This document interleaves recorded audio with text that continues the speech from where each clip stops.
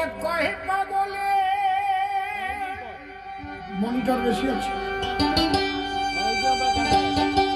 ওইটা কহে পাগলে ধুলা মেখে ওইটা কহে পাগলে কহে পাগলে ধুলা মেখে রে ভাই একটু কমবে নাচিতেছে হরি বলে হরি বল তোরা কে যাবি পাগলের দলে টোন কমাও বাংলার একটু টোন কমাও তোরা কে যাবি পাগলের দলে তোরা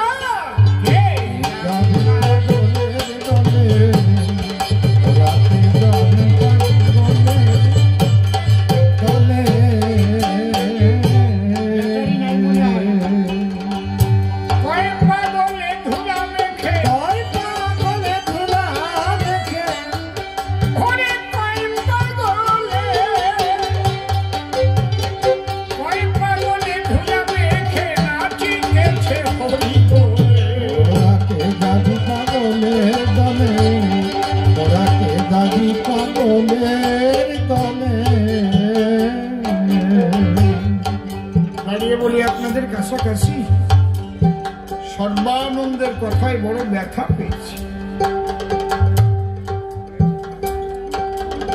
মতুয়াদের মধ্যে পাগল বলে ও ব্যাখ্যা করে বুঝিয়ে গেছে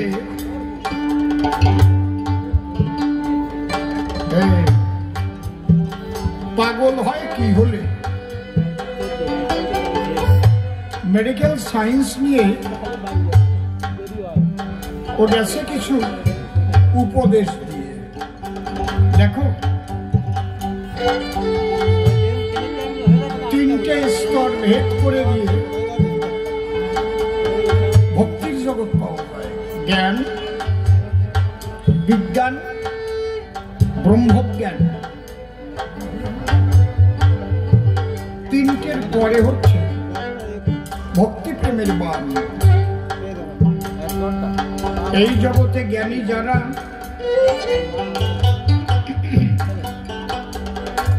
অনেক সম্মান পায় তারা তার জ্ঞানের দ্বারা হতে পারে জগতের কল্যাণ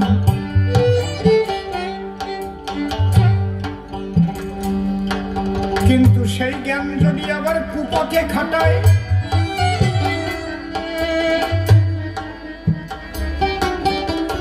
তাহলে সেই জ্ঞানের দ্বারা সিট ফান্ড খোলা যায় সিটিংবাজি করা যায় তাতে মানুষের ক্ষতিও হয়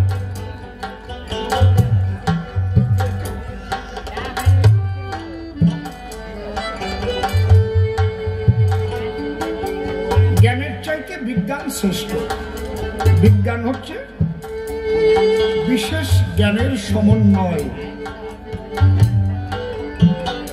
বর্তমান আধুনিক বিজ্ঞানের যুগে মানুষ অনেক অজানাকে জেনেছে অচেনাকে চিনেছে এটা বিজ্ঞানের দ্বারা হচ্ছে আমি এখানে গান গাচ্ছি সারা পৃথিবীর মানুষ লাইভে ওই গান শুনছে তাহলে কোন বৈজ্ঞানিক এটা সৃষ্টি করেছে আমি তাকে শ্রদ্ধা জানাই এর পরের স্তর হচ্ছে ব্রহ্মজ্ঞান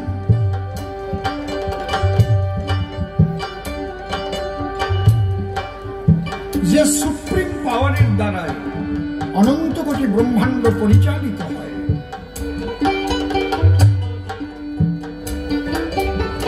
তাকে কেউ কৃষ্ণ বলে কেউ রাম বলে কেউ কালী বলে কেউ শিব বলে কেউ হরিচাঁদ বলে কেউ আল্লাহ বলে কেউ গড বলে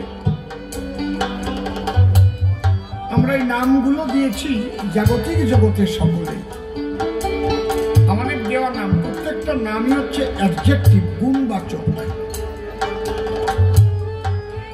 যাতে মন প্রাণানি ইতি হবি আকর্ষয়তি যশ কৃষ্ণ। সৃষ্টি স্থিতি প্রলয়ের কর্তা গড, জিতে জেনেছি ওকে অবজারভেশন দিতে ডিস্ট্রয়। সৃষ্টি স্থিতি প্রলয় হক আল্লাহ, লাদিনী শক্তি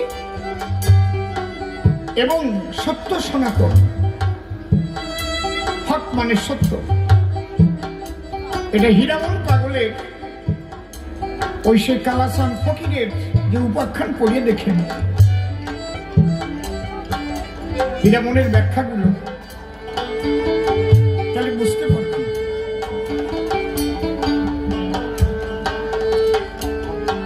প্রত্যেকটা কিন্তু গুণবাচক। ব্রহ্মজ্ঞানের উপরে হচ্ছে ভক্তি প্রেমের জগৎ।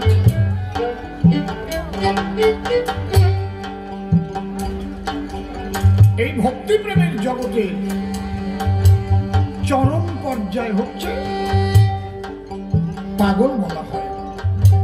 পাগল হয়ে যায় তা না, মানুষ যার বাক্য ক্রিয়া মুদ্রা, যার বাক্য ক্রিয়া মুদ্রা বিজ্ঞা না বুঝায়, এ কারণে সর্বলোকে তারে পাগল কয়। সে যা বলছে তা বৈজ্ঞানিকরাও বুঝতে পারছে না, সে যা করছে বৈজ্ঞানিকরা ধরতে পারছে না। যার বাক্য ক্রিয়া বিজ্ঞান না বুঝায়, কেমন গাই মরি আছে, বাসুরটা পাশে বসে কাঁদতেছে, দুধ পায় না, মা মরে গেছে, মরে গিয়ে পেট ফুলে উঠেছে। হীরামন পাগল যাচ্ছে। হীরামন পাগল দেখার পরে মমতা জেগেছে তার ভিতর। আমার মা ওই যে বুন্ডি কান্না করে, আমার কথা নেই, একবার জানাইয়ে আমার বুন্ডিরে দুধ দে। বন্ধু মরে পেট ফুলে রয়েছে, ঢোল হয়ে মাছি যাচ্ছে নাকের মধ্যে।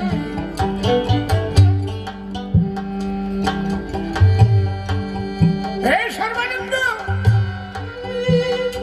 শোনো, এই পাগলের কার সঙ্গে সেই সম্বন্ধ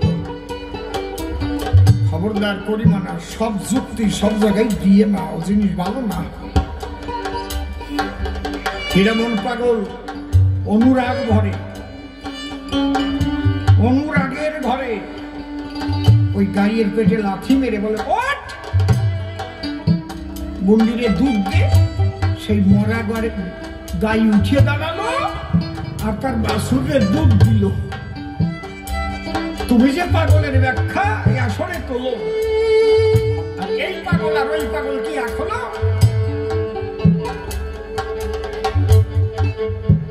কি বলো?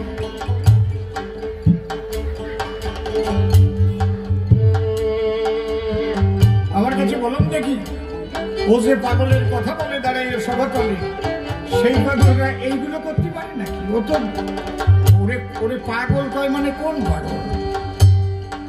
ব্রেন ডিফেক্ট হয়ে গেছে, কি বল? ব্রেন আউট হয়ে গেছে। কিন্তু গোলক পাগল, মহানন্দ পাগল, হীরামন পাগল, বিচারণ পাগলের দাড়িতে পাগল,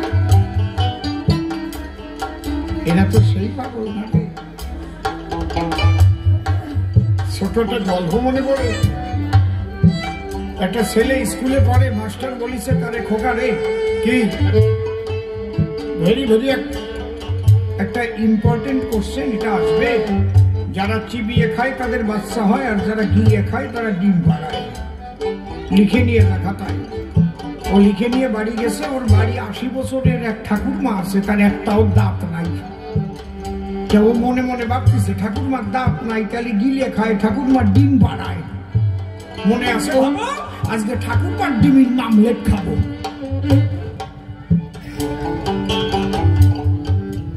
দিয়ে ঠাকুরমাকে ডেকে কয়, ঠাকুরমা ডিমের মামলেট দাও আমায়। ঠাকুরমা বলে, ডিম কোথায় পাই?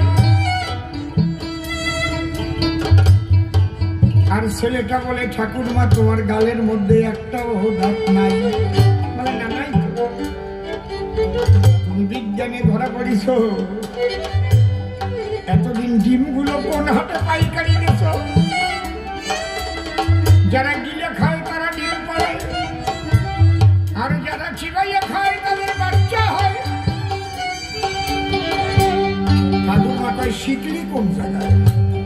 কয়, আমাকে বিজ্ঞানের টিচার শিখাইছি, চল তো টিচারের কাছে গিয়ে। বলছ, মাস্টার মশাই দিন চারিক বাঁচতাম নাকি? তা তোর বাঁচতে দিবা না মনে হয় কেন?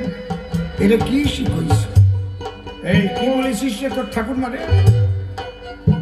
ছেলেটা কয়, মাস্টারের দ্বারে। মাস্টার মশাই আপনি করেন, আপনি লিখিয়ে দিয়েছেন কিনা যারা গিলে খায় তারা ডিম পাড়ায়, আর যারা চিবাইয়ে খায় তাদের বাচ্চা হয়? বলে, হ্যাঁ তো পরীক্ষা আসবে, বুঝিস না?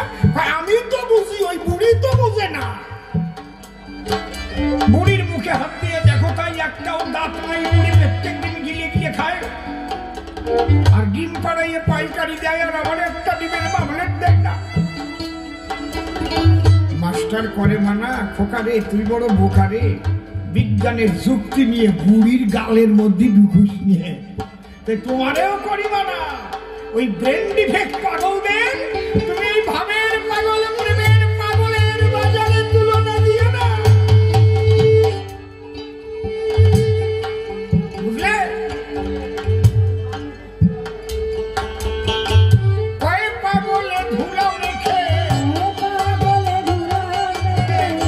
কয় পাগলে ধুলা রেখে নাচিতেছে হরি বলে।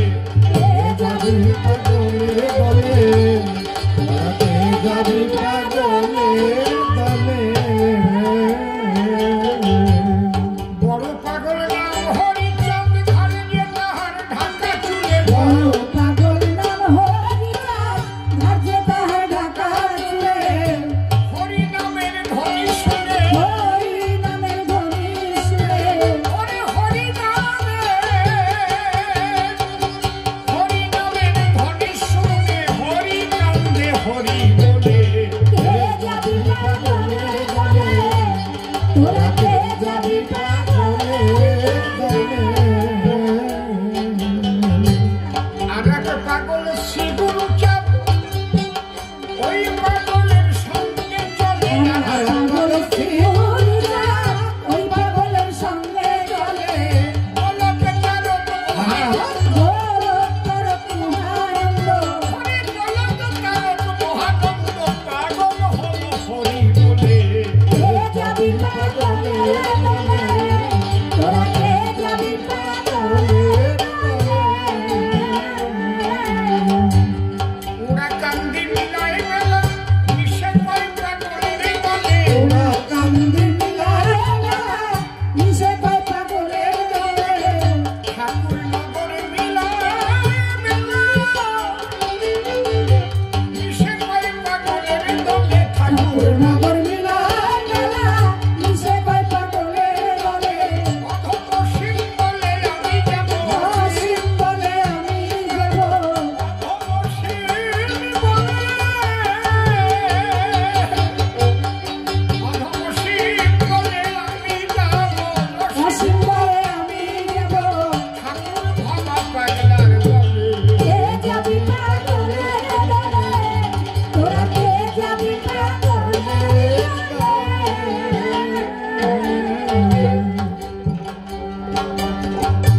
দ্বিতীয়বারের সভায় এসে প্রশ্ন করল দান, কেমন শক্তিধর তোমার হরিচাঁদ? কৃষ্ণ কুরুক্ষেত্রে যুদ্ধে গিয়ে বিশ্বরূপ দেখায়, 24.5 চন্দ্র আছে কৃষ্ণের গায়ে। খুব ভালো কথা, আমি তো কৃষ্ণ নিন্দা কখনোই করি না। কৃষ্ণ নিন্দা করিলে আমার হরি নিন্দা হয়। সবাই সনাতনী দিলাম পরিচয়। কেন আমি কৃষ্ণ নিন্দা করব? ভালো প্রশ্ন করেছি। দেখুন, বিশ্বরূপ দেখালেই সে ঈশ্বর, আর না দেখাতে পারলে সে ঈশ্বর না, এই চিন্তাধারা কোনো বুদ্ধিমানের না।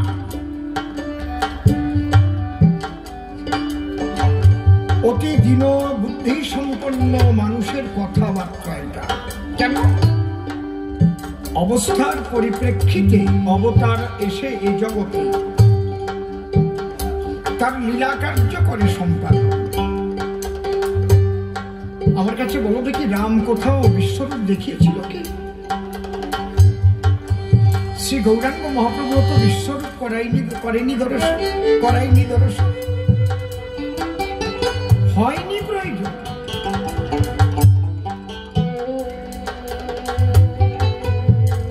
ভগবানের উদ্দেশ্য ছিল কি? অধর্ম দুর্যোধনের বংশ নিধন করে ধর্ম রাজ্য প্রতিষ্ঠা করবেন হস্তিনাপুরে। কারণ তিনি বলেছেন অর্জুনের ধারে, যদা যদা হি ধর্মস্য গ্লানির্ভবতি ভারত অভ্যুত্থানম ধর্মস্য তদাত্মানম শ্রিয়াম্যহম পরিত্রাণায় সাধুনায় বিনাশায় চ দুষ্কৃতাং ধর্ম সংস্থাপনায় সম্ভবামি যুগে যুগে।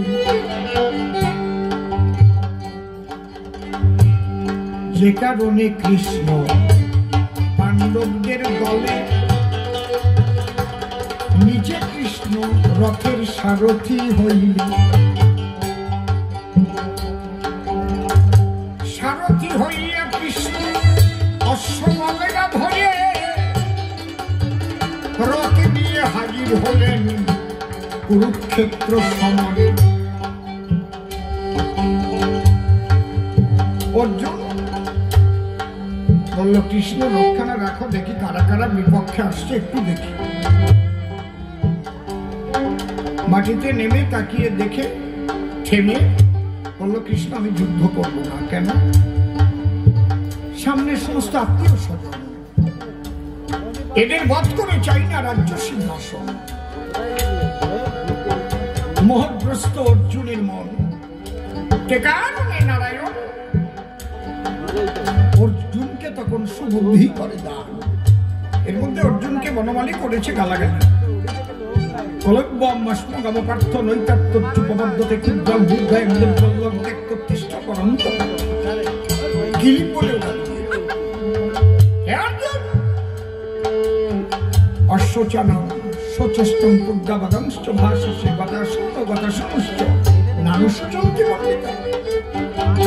কি বলছো? ওরা আত্মীয় নয়, আপতাই। অধর্মে ধর্মরাজ্য প্রতিষ্ঠা করব ওদের দিয়ে রসাতল। মোহগ্রস্ত অর্জুনকে মোহশূন্য করার লক্ষ্যে শ্রীকৃষ্ণ যে কথাগুলো বলেছিলেন, সেই কথার সমন্বিত অবস্থায় গীতা 18টি অধ্যায়, 18 যোগের কথা সেখানে রয়েছে। এই গীতা সারা বিশ্বে সমর্থিত।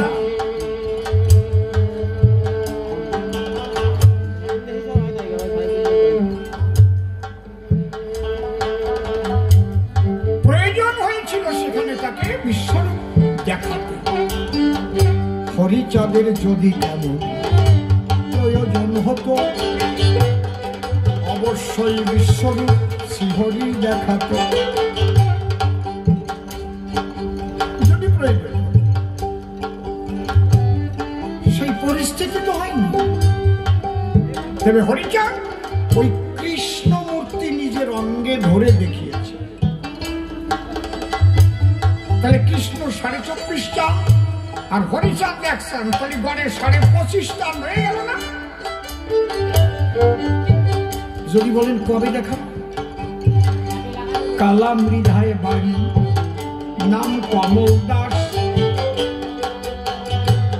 হরিলীলামৃতে তার করেছে প্রকাশ।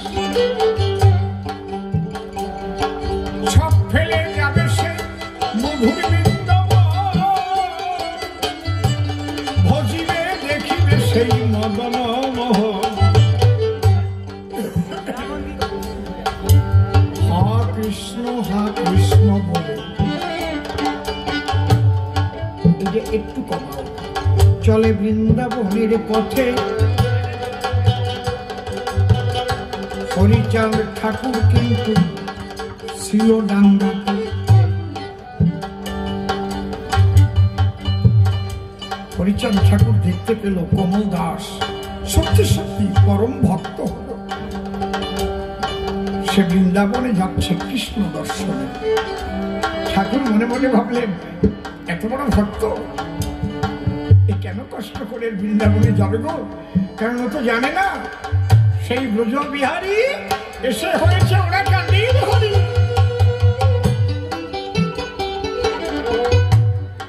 সেই চলার পথের পাশে শ্রীহরি গিয়ে দাঁড়াইল। শ্রীকৃষ্ণ মূরতি শ্রীহরি ধরিল। দূর হইতে কমল দাস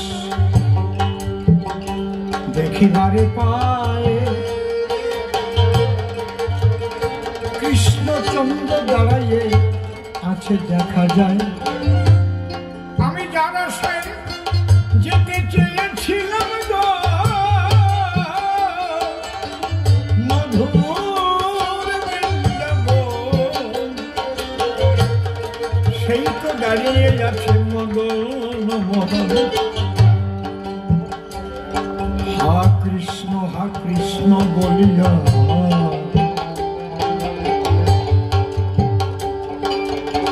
পড়ল চরণ তলে। কৃষ্ণকে বুকে নিয়ে ভাসে নয়ন জলে। এবার যখন ঊর্ধ্ব দিকে ওরে কমল দাসটা কাঁদ যশোমন্তের পুত্র শ্রীহরি দাঁড়াই। কমল যে কৃষ্ণ সেই হরি গো, কেন যাবে বৃন্দাবন? আজ ভক্ত ভগবানের হল মধুর মিলন। একবার উলুধ্বনি হরির ধ্বনি কর ভক্ত গণ। হরিবল হরিবল হরিবল হরি অঙ্গে দেখাইল কৃষ্ণ মদন মোহন।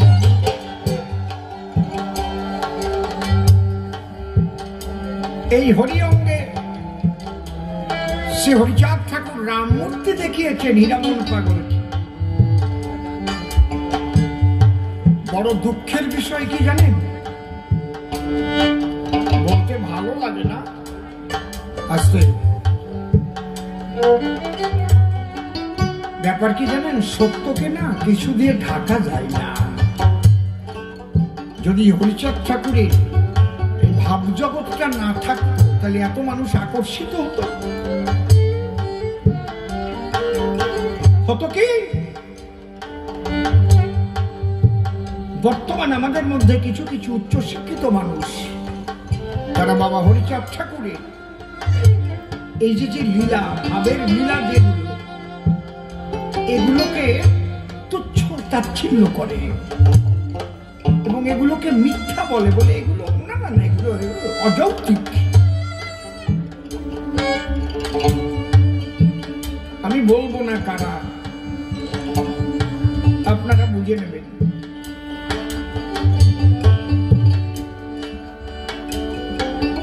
তারা বলে হরিচাঁদ ঠাকুর শুধু বাস্তববাদী,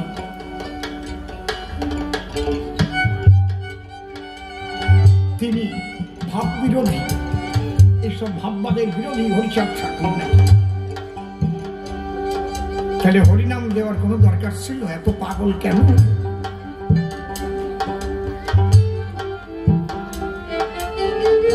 এত ভক্ত কেন?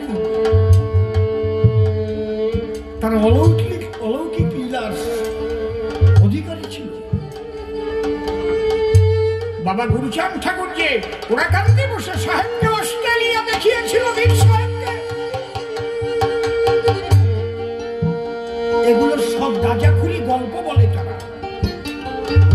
আমাদের মানুষ, তারা আমাদের মানুষ, অনেক উচ্চ শিক্ষিত হয়ে তারা মতুয়াদের মধ্যেই বিষ ছড়াচ্ছে।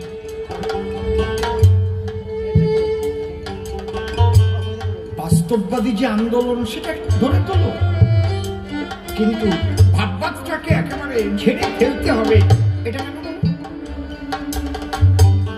ভাববাদ বলে কিছু নেই জগতে, এটা হয়।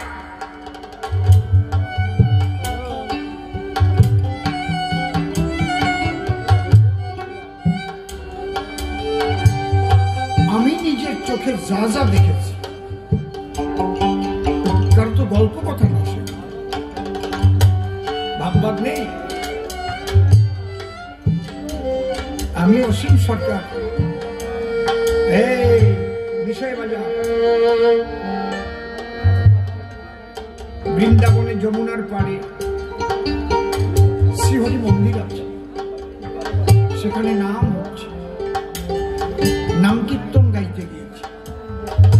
বিকেল 4টের সময় আসো, ওখানে 8টার আগে সন্ধ্যা হয় না, সেই টাইমটা।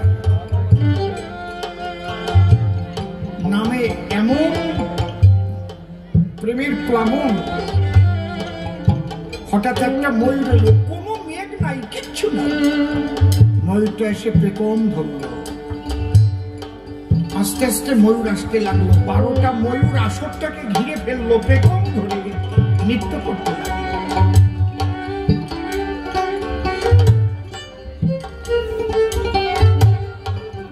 কিচ্ছু নেই ভাবছে।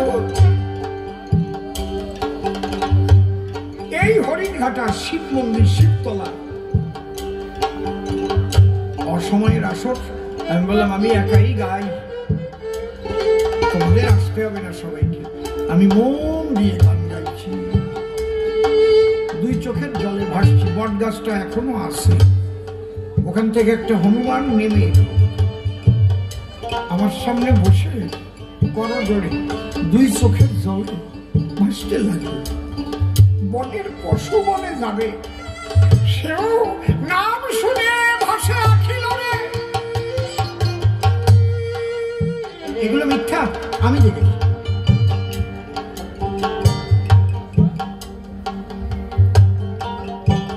অশ্বিনী গোসাই যে তার গোসাইয়ের বাড়িতে থাকতো, গরু রাখতো, ওই শ্মশানটায় আমরা গান করে আসছি। পয়সা বলে তার গোসাইয়ের বাড়িতে হলে খুব গান, উনি গরু ছাড়িয়ে দিয়ে ওখানে একটা গাছ ছিল, হেলাম দেওয়া তার ডাল, ওই ডালের উপর বসে উনি ওই গান গাচ্ছে, হরিশ। আর পাও এমন ভাবে পড়ছে, জল ছোঁয়া ছোঁয়া, একটু জল ছোঁয়া, একটু স্বয়ং মকর বাহিনী গঙ্গা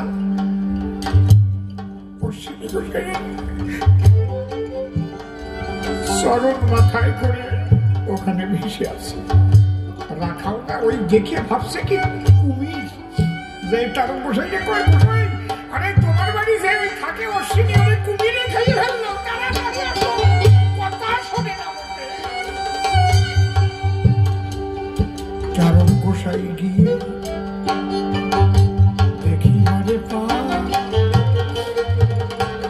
অশ্বিনীর চরণ যুগল মা গঙ্গার মাথায়। ভক্তের চরণ স্বয়ং গঙ্গা শিরে ধরিল, একবার প্রেমানন্দে ভক্ত মিললে হরি হরি হরি। এগুলো সব মিথ্যা হয়ে যাবে, এগুলো সব মিথ্যা হয়ে যাবে। আমরা লেখাপড়া শিখে এটা শিখেছি। আমার তারণ গোসাই দেহ ত্যাগ করার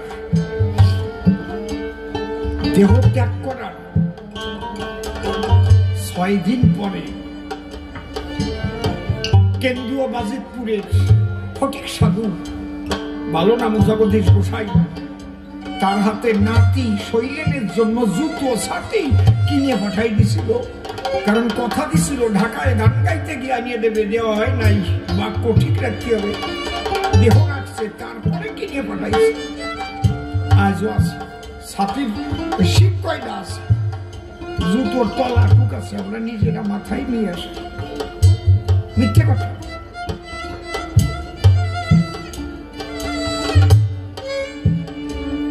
ধর্মীয় ভণ্ডামি আলাদা। ধর্মীয় ভণ্ডামির বিরুদ্ধে কথা বলতে গিয়ে যদি প্রকৃত ধার্মিকদের অপমান করা হয়, সে তো ঠিক নয়। আমি বাবা সাহেব আম্বেদকরকে ভালোবাসি। আপনি আম্বেদকরবাদী হতে পারেন, আপনি বৌদ্ধ ধর্ম গ্রহণও করতে পারেন, তাতে কি, কে মানা করবে আপনাকে? কিন্তু আপনি, আপনার অধিকার নাই মতুয়াদের এই ভাববাগের উপরে হাত দেওয়া। কে অধিকার দিয়েছে আপনাকে?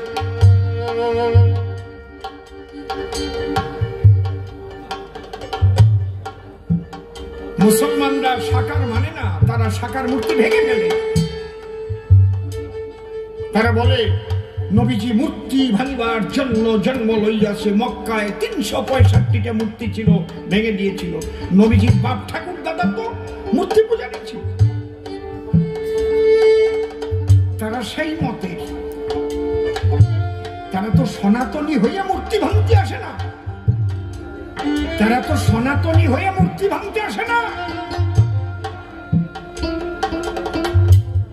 তারা তো বলে না যে আমরা হিন্দু মূর্তি ভাঙিয়ে ফেলিতেছি।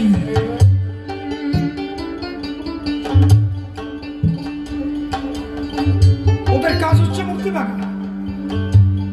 কবিগুরু রবীন্দ্রনাথ ঠাকুর নিজে কালিদাস নাগের চিঠির জবাবে লিখেছেন, তার ১৭ খণ্ড চিঠি আছে, তাতে লিখেছেন দুটি ধর্মের কথা লিখেছে, তার মধ্যে একটা ইসলাম ধর্ম। বলছে এই ধর্ম এমনই এক ধর্ম, যে ধর্ম শুধু নিজের ধর্ম আচরণ করে এরা সুখী নয়, অপরের ধর্মকে আঘাত করা, ধ্বংস করাই এদের কাজ, এবং এদের সঙ্গে একসঙ্গে বসবাস করতে হলে এদের ধর্ম গ্রহণ না করলে একসঙ্গে বসবাস করা যায় না। বাবা সাহেব আম্বেদকর বলে যায় নাই যে হিন্দু মুসলমান একসঙ্গে থাকা যাবে না, লোক বিনিময় হোক, ভারতে যত মুসলমান আছে চলে যাক পাকিস্তানে, আর পূর্ব পাকিস্তান পশ্চিম পাকিস্তানের যত হিন্দু শিখ আছে তাদের নিয়ে আসা হোক ভারতবর্ষে, বলে নাই? কেন করা হয়নি তখন? কেন করা হয়নি? আজকে ওই মানুষগুলো ওখানে পড়ে পড়ে মার খাবে, মা বোনদের ইজ্জত যাবে, আর তোমরা বসে বসে দেখবে। পৃথিবীর এমন কোন দেশ নাই ইসলাম রাষ্ট্র যে দেশে অন্য কোন ধর্মের মানুষ স্বাধীনতা নিয়ে বসবাস করতে পারে। এমন একটা উগ্র ধর্ম, সন্ত্রাসী ধর্ম বলতে হবে।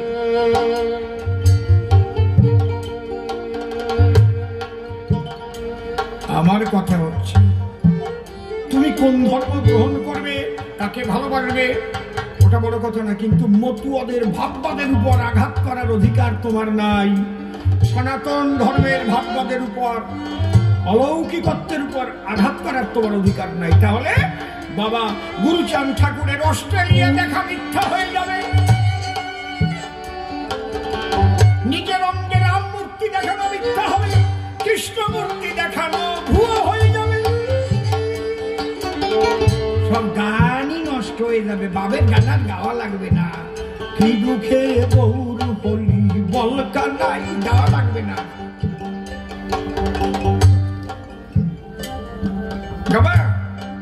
ছিল কিসের অভাবে বৃন্দাবনে, আমরা মনে ভাবি তাই, কি দুঃখে বহুর হলি বলকা নাই।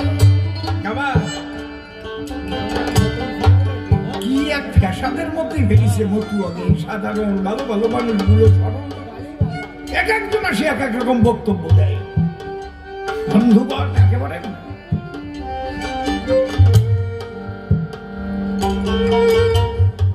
আর এই যে একজন, যেটা পাগল হয়েছে, বউ মরিয়ে গেছে, পাগল হয়েছে, সেই পাগল আমাকে এই পাগলের সাথে মিশ হয়েছে।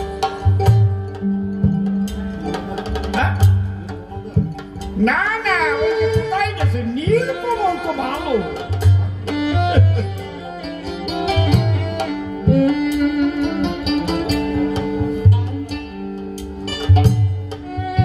শ্রীহরির মধ্যে সেই শক্তি অবশ্যই ছিল, তাই না হলে পুরী থেকে, উড়িষ্যা থেকে শিবনাথ পান্ডা, ভবনাথ পান্ডা সেখানকার প্রসাদ নিয়ে ওরা কান্দি আসে। হরিচাঁদ ঠাকুর ওরা কান্দি বসে প্রসাদ খেতে চায়, আর 12খানা ভোগ পান্ডারা লাগায় পুরী মন্দিরে। স্বয়ং লক্ষ্মী জানতে পেরে 1খানা ভোগ চুরি করে জগন্নাথের পিছনে রেখে গেছে। শিবনাথ আর ভবনাথ পান্ডা ভিতরে যেয়ে দেখে তাই 11খান আছে, 1খান নাই। দোষ তো আমাদের উপর চাপবে।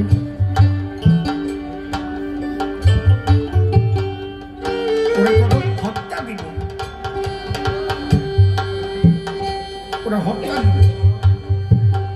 তাহলে 1খানা কোথায় গেল? তখন দৈববাণীকে লক্ষ্মী বলছে যে জগন্নাথের পূজা দাও তোমরা উড়িষ্যায়, সেই জগন্নাথ ওরা কান্দি হয়েছে উদয় হরিচাঁদ নামে। সেই প্রসাদ খেতে চেয়েছে, দেখো পেছনে 1খানা রাখা আছে, ওটা নিয়ে তোমরা সেই ওরাকান্দি চলে যাও। এগুলো মিথ্যে কথা। শিবনাথ পান্ডা, ভবনাথ পান্ডা নাম লেখা আছে, তারা ওরাকান্দি হরি ঠাকুরের জন্য সেই প্রসাদ নিয়ে গেল। আর আমাকে মধ্যে একদল কয় এগুলো মিথ্যে কথা।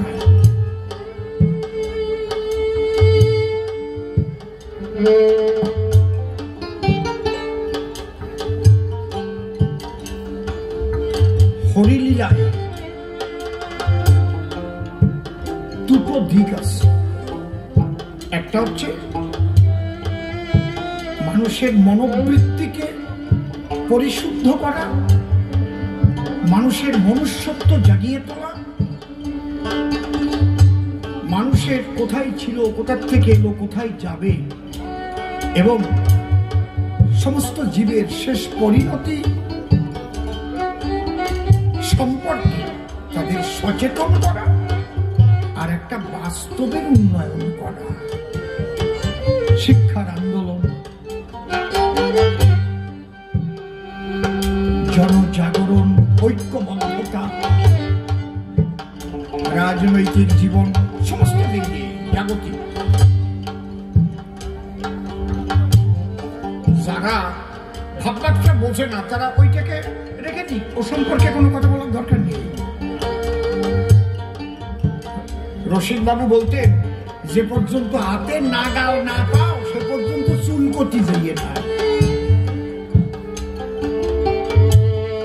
অনেক সময় আছে না, হাতে নাগাল পাওয়া যায় না, তাও মনে হয় দেই একটু চুল করিয়ে। সবাই তো সব জায়গায় হাতে নাগাল পায় না, না?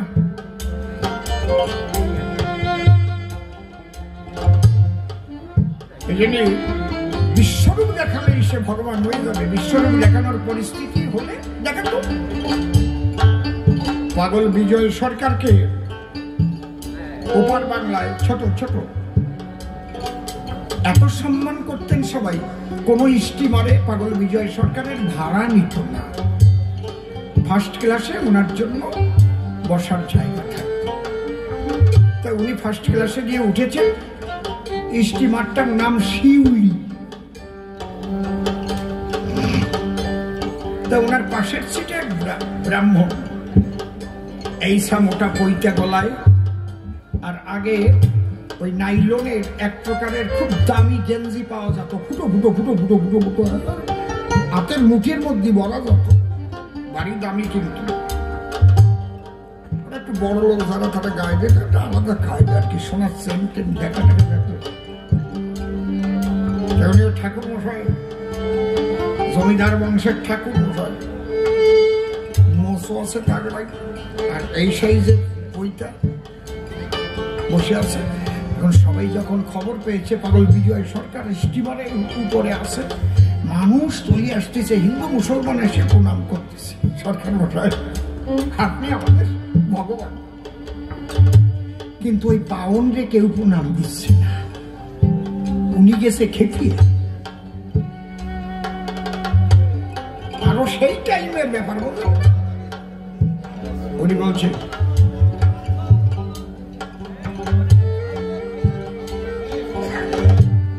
কি হলো,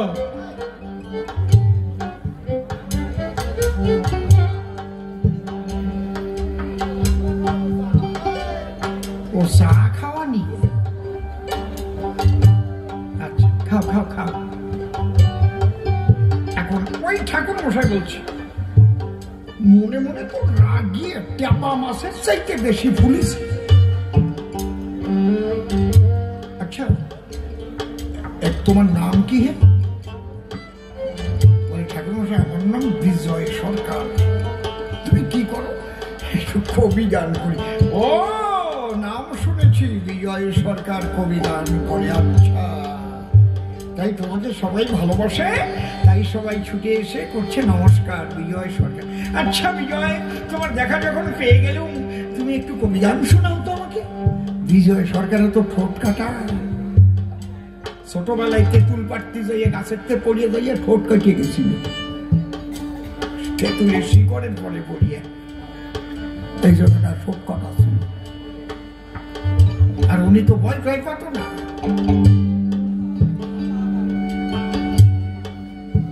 এই বগুলাতে আসতেন কিন্তু পাগল বিজয় সরকার, লাখপতির বাড়ি। কে ডাকন তো সেই সময় লাখপতি? 40 বছর 45 বছর আগের কথা করছি আমি। দেখি কেউ করতে পারে নাকি? লাখপতি বললি সবাই চিনত, কাপড়ের দোকান ছিল।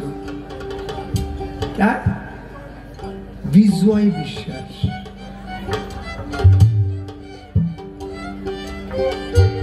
ওনার দোতলার উপরে। আমি একটা কথা কয়ে ধরা খেয়ে গেলাম। আমি শুনলাম ওখানে আসছে, আমি পাগলের মতো ছুটে আসলাম, এসে প্রণাম করিস। বলছে, শ্বশুর মশাই কেমন আছো? ভালো আছো? আমি বলছি, ভালো না থাকলে কি আর আসতে পারতাম? কথাটা ভুল হয়ে গেল না?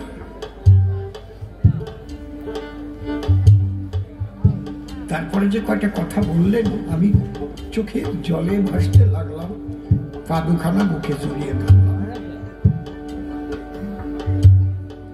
পাগল বিজয় সরকারটা যখনই বলেছে, আচ্ছা বিজয় তুমি তো কবি গান করো, আমার একটু কবি গান শোনাও কবিটি।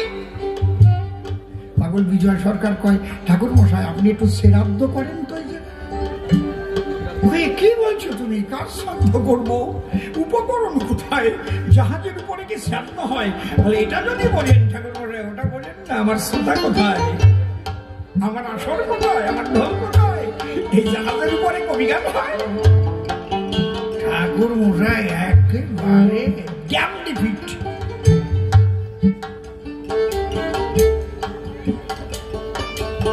কবি গান গাই বলে কি জাহাজের উপরে ওই জায়গাও গাঁথি হবে ফার্স্ট ক্লাসে?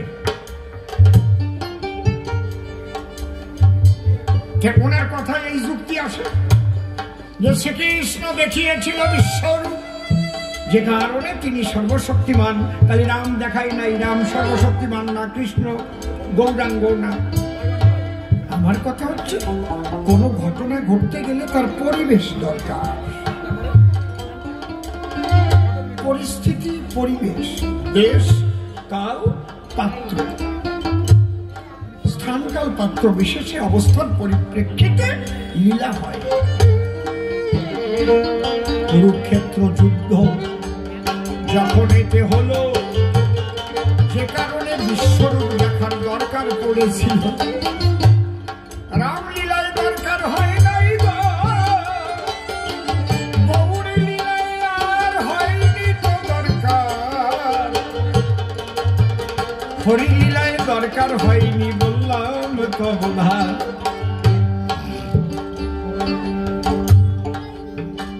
বলছে সব পরিবর্তন করেছে কেন?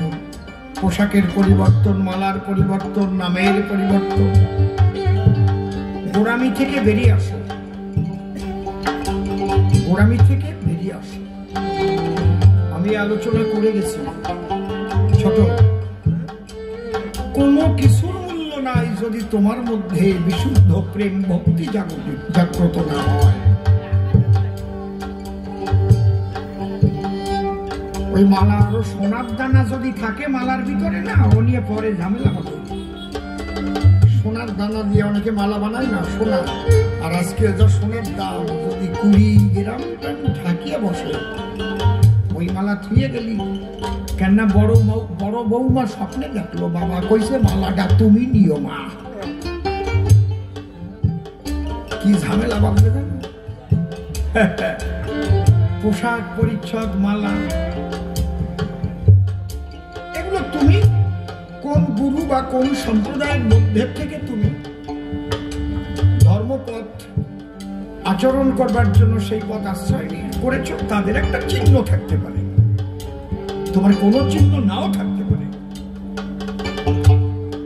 প্রত্যেকটা স্কুলের আলাদা আলাদা ইউনিফর্ম আছে, আছে না? সব স্কুলে কি একই পোশাক আছে কিনা? কিন্তু যখন বোর্ডের পরীক্ষা হয় তখন কি লেখাপড়া যদি ভালো করে সারা বছর না করে ওই পোশাকের উপর মার্কস দেয়?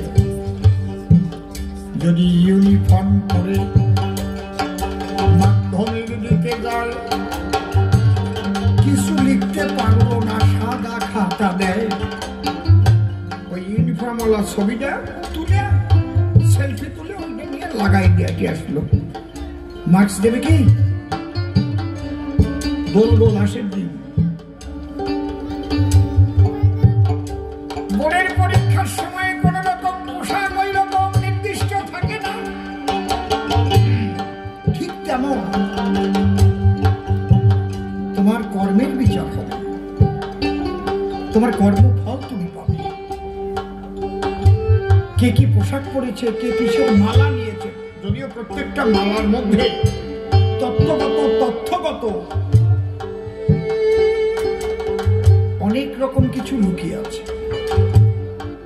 তুলসী মালার প্রচুর গুণ আছে, তুলসী গাছের অসংখ্য গুণ আছে।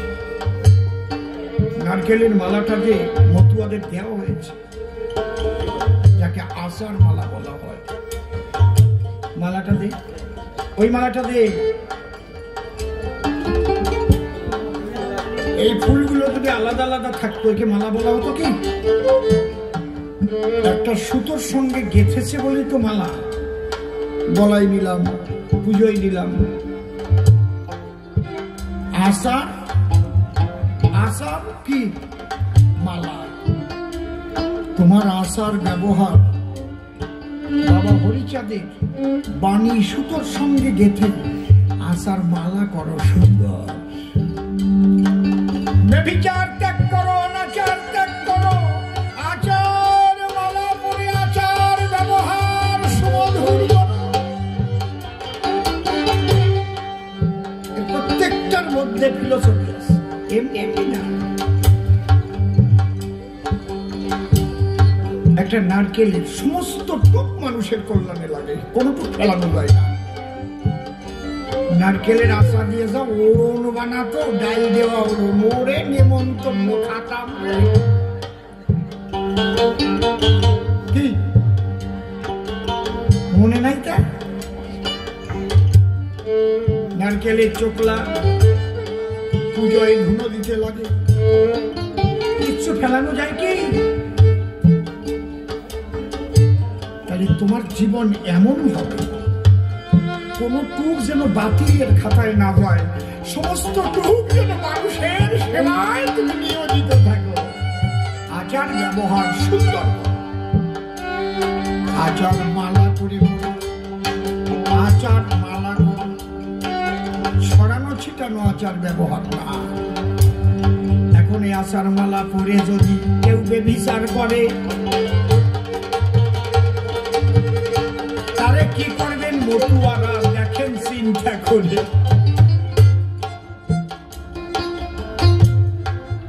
ওটা হুগলি ছিল না, হুগলি। ওই যে গোসাইকে পিঠাবার জন্য গেছিলাম চলা নিয়ে, আমরা কবি গান গাইছিলাম। ওটা কোন পল্লী জানো? ক্ষুদিরাম পল্লী না কি নাম? হ্যাঁ, ওই জায়গার গোসাই।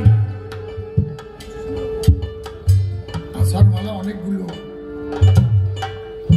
রাত্রি আমার কাছে খবর এসে গেছে, গানের পরে আমরা কেবল বসেছি, খাইয়ে টেয়েছে। কয়েকজন যুবক ছেলে খবর দিয়েছে গোসাই কিন্তু ওনার এক বাল্য বিধবা শিষ্যা নিয়ে এক মশারির তলে শুয়েছে। আমি বললাম শ্যামল চলা নেই কয়খান, ডাক দে কয়জন। উন্নতি ওই জায়গাতে চলা নিলাম আর কি, ভাড়া ছিল চলা নিয়ে ওই ঘরের সামনে যেয়ে বললাম গোসাই দরজা খোলো। গোসাই কাঁপতিছে, আসে পাও জড়াই ধরে বলল ক্ষমা করেন, কোনোদিন আর এইরকম হবে না।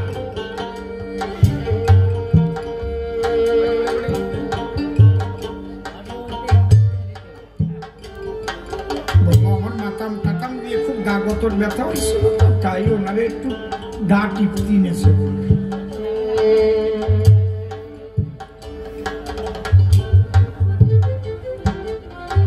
এই মতো গোসাই সাইজে শোনেন, শিল্পী হোক, শিল্পীরা অনেক কিছু করে। সিনেমার জগতের থেকে আরম্ভ করে ক্রিকেট খেলা বলেন, ফুটবল খেলা বলেন, গায়ক বাদক আলাদা জিনিস। কিন্তু তুমি শিল্পী আবার গুরু হবা, মতুয়া ধর্মের প্রচারক হবা, বিশাল ব্যাপার। জয় বাবা গুরু চাল দীক্ষা দিবা,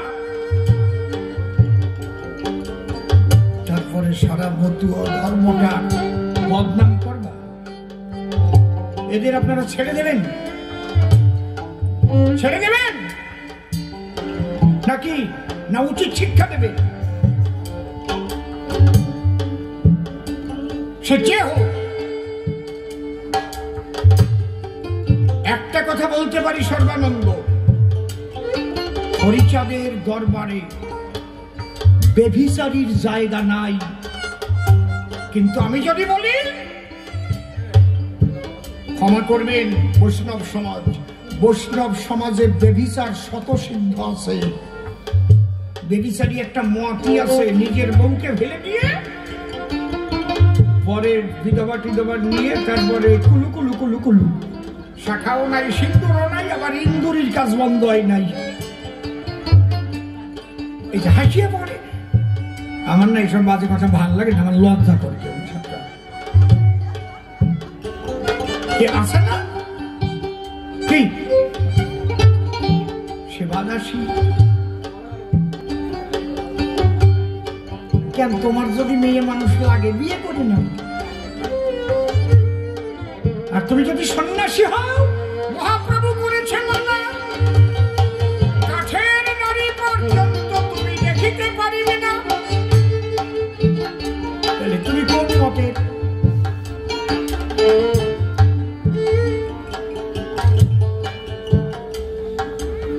এই জন্য আমার অশ্বিনী কর্তার গান আছে, আমার হরিচাঁদের অপার লীলারে লীলা বোঝে সাধ্যকার, লয়ে নিজ নারী ব্রহ্মচারী এলেন ঘুচাইতে বেভিচার।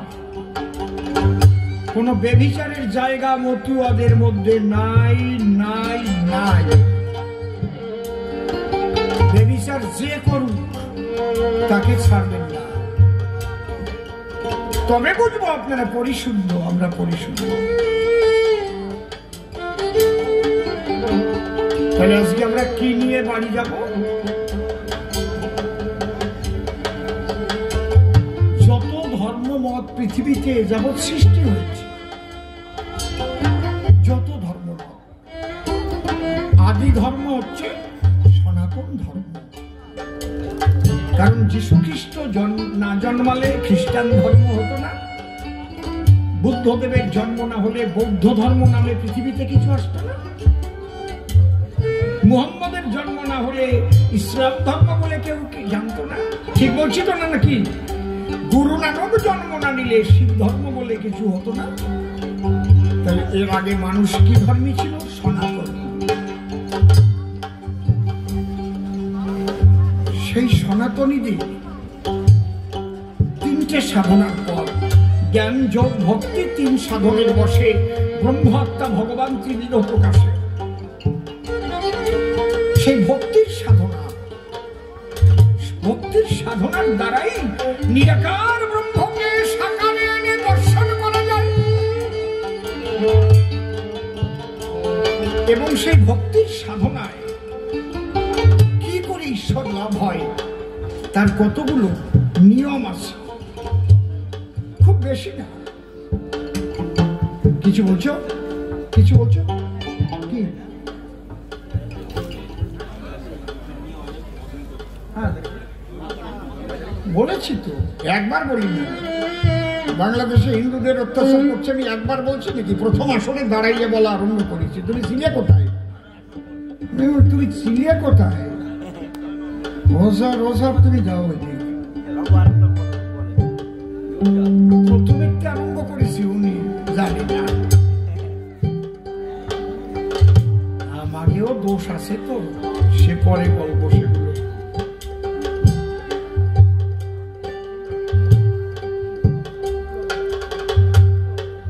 কি যেন বলতে গেলাম?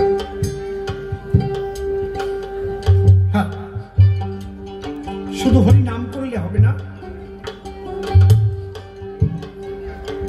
প্রেম জগৎ, যদি তুমি বিশুদ্ধ প্রেমিক হতে চাও তাহলে তোমাকে কয়েকটা বিশেষ বাক্য পালন করতে হবে। পৃথিবীর সমস্ত ধার্মিকদের বলা হচ্ছে, সমস্ত ধার্মিকদের, সমস্ত ধর্মের।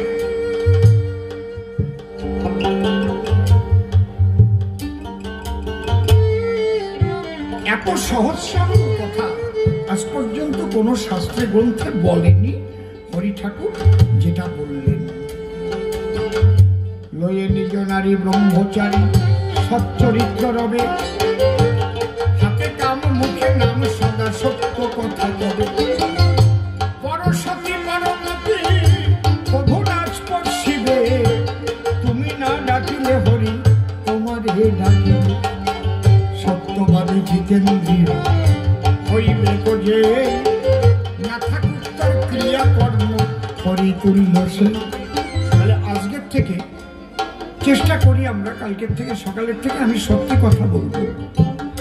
পিতৃধন সৃষ্টি ছাড়া বেবিচারে নষ্ট করব না। 6টা মাস পালন করে দেখেন আপনার গতি, আপনার মতি, আপনার রতি যদি পরিবর্তন না হয় আপনি আলাদা মানুষ হয়ে যাবেন।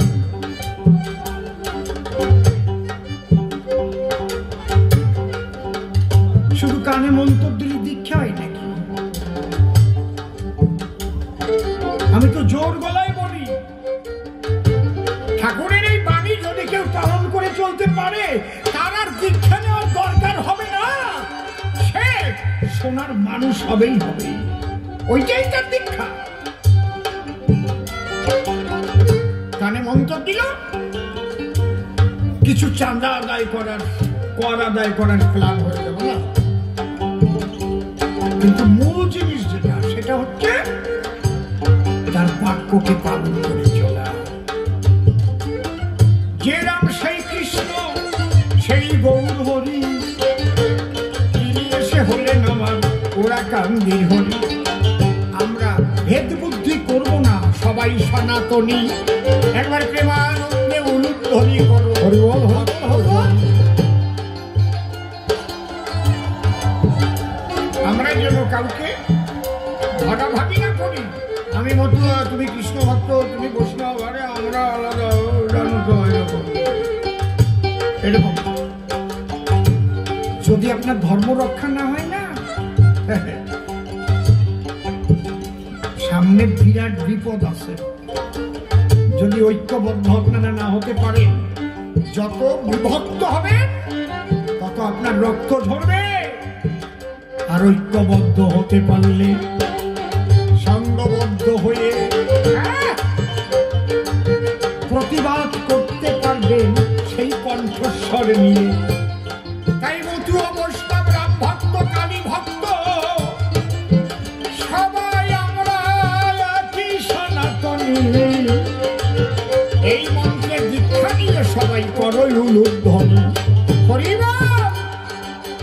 রাধা কৃষ্ণ নিতাই গৌর রাম সীতা এলো এদের প্রীতি প্রেমানন্দে হরি হরি বল হরিচাঁদ হয়ে ওরে কান্দি আসে পরিষ্কার করিয়ে গেলাম সভ্য সভা পাশে দেখতে দেখতে রাত 10টা 10 বেজে যায় এইবার মিলন গাইব লড়াই সভায় তুমি মেনে নিও ও তুমি মেনে নিও তুমি মেনে নিও যেটাকে ভক্তি করে সে তার পরাণ প্রিয় তুমি মেনে নিও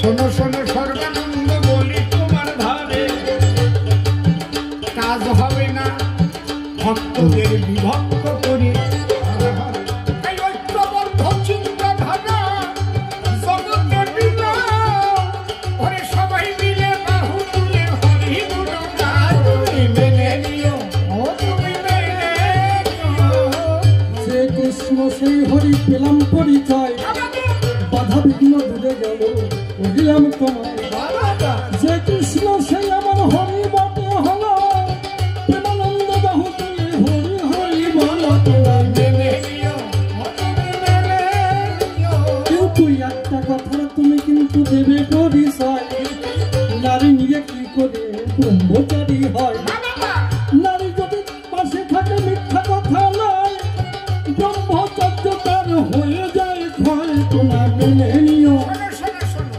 ব্রহ্ম হলো সদানন্দময় তাতে বিচরণ করিলে তারে ব্রহ্মচারী হয় বিয়ে না করলেই সে ব্রহ্মচারী নয় শিবকুমার হতে পারে দিলাম পরিচয় তুমি মেনে নিও, তুমি মেনে নিও। নারী নিয়ে ব্রহ্মচারী কেমন করে হবে সৃষ্টি রক্ষা করে ব্রহ্মবদ্ধ